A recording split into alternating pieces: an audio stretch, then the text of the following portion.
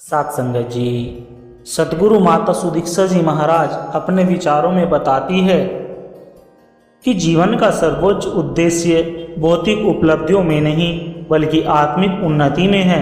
उन्होंने स्पष्ट रूप से कहा है कि स्वयं बोध की प्राप्ति ही मानव जीवन को सार्थक बनाती है। सात संगत जी, जब आत्मा परमात्मा से जुड़ती है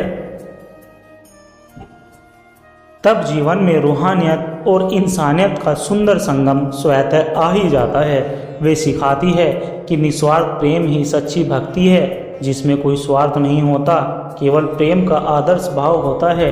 ऐसी भक्ति में न भय होता है न दिखावा, केवल प्रेम ही प्रेरणा बन जाता है। सतगुरु माता जी मानती है कि सब भक्ति में अहंकार का त्याग और सेवा का भाव का समावेश अत्यंत आवश्यक है। उन्होंने कहा है, सात संगत जी की समर्पण से युक्त और अहम भाव से मुक्त ही वास्तविक भक्ति है। भक्ति केवल बाहरी क्रियाओं से नहीं बल्कि हृदय की सच्चाई से की जानी चाहिए।